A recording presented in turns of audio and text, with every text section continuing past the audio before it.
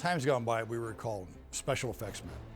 But since the digital age has come about, they've broken it down to visual effects and special effects, which is really digital work, which is done in a lab, and the mechanical special effects, which is done live on the set.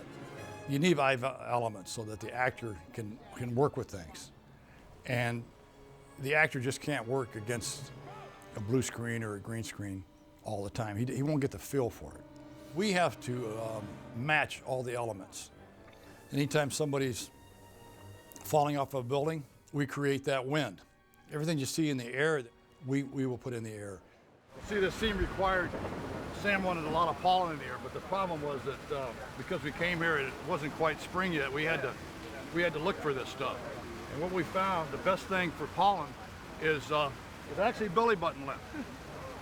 And we've been collecting this belly button lint now for about 4 weeks. We always thought that New York was just, you know, like you hear a lot of things about New York. But what we found is that New York is actually the belly button lint capital of the world. This is about 3 weeks of belly button lint from New York. We hope we have enough for the shot.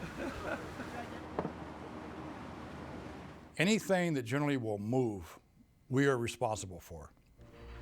The construction department will build the set, but then it is our responsibility to make that set move. Come on. Ready, and action. He picks up Spidey, and he's aware of it. Wait, stop, throw, and hit!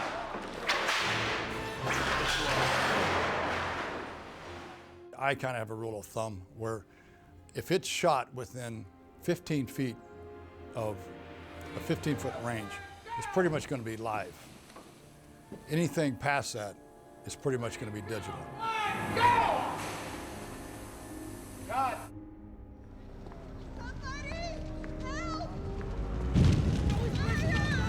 The fire on this one was almost 3 times as big as the first one. We shot the first one in New York City, and we were pretty limited on what we can do there, although the fire department was a big help.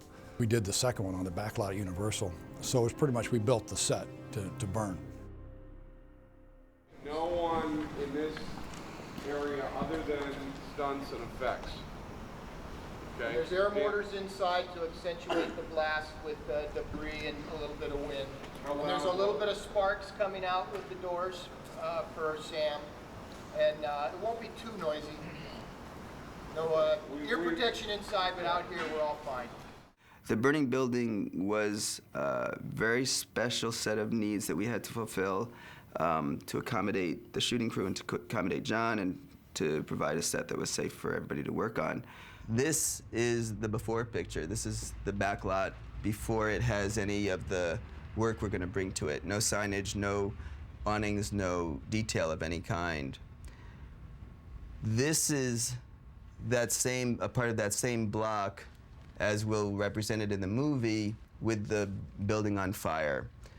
We're going to add all the awnings, the traffic lights, the clocks, the fire escapes, the gratings, the signage.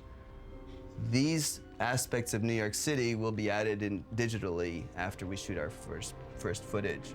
All right, let's go. E-Mark. Okay, clearing, and background action, background, action. Help! Help! Fire! There's people in there! Somebody call fire! Help! The burning building was a completely different problem. We actually had a building on the back lot that we liked very much, and what we found was that the construction technique on the back lot was fiberglass and wood, and both of those things would have not held up to the intensity of the fire. We actually clad the entire existing building with a duplicate, a skin of the same building made in plaster and backed with drywall. We skinned all the existing surfaces with drywall. We installed metal awnings, metal grates on the windows, and replaced all the wood frame windows with metal duplicates of the windows. And then the special effects team came in and rigged their burning bars and burning units and protective shields so that the rest of the building wouldn't catch fire. What we've got going on here is, this is what we call our fire pan. And what this does is this directs the flames out of the building. Without this pan being on there, the flames would come back into the building and up through the ceiling. And what you can see is this is just a movie set, so we have to protect the set itself. What we have inside of here, where this pipe is leading to, is what we call a fire bar. It's a piece of 3/4 inch pipe, and what we do is we slot the pipe with a saw, and the propane will enter through here, and it'll come out and create that fire for us.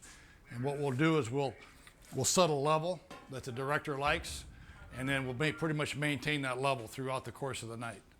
What these are here, these are our main control valves, and what we'll do is we'll have a preset with the director, and when the director looks at the fire, he can determine what he likes, and then we will adjust the fire to change the height and the configuration of the fire so that all the windows don't look the same. So that it looks like it's hotter, it's maybe not burning as much in one room as in the other one, so it doesn't look like a theme park ride. The principal actors, they don't have a chance to come on the set up until the time we shoot it. And so when they come on the set, we pretty much want to give them a walk through the whole scenario and say, Toby, this is exactly what's going to happen. And then what we'll do is we'll bring up a little bit of fire, make them comfortable. What we're looking at here is what we call a propane mortar. We will fill this accumulator tank with propane, fill it up to, and then we'll charge it with about 125 pounds of air. And then on a cue, as Toby or Peter Parker comes through the door, we will blast this, and what that's going to look like is a little explosion has happened inside the room. It's scary when you send an actor into a burning building. I mean, the first thought that crosses your mind is, I hope that CG version of him is pretty good.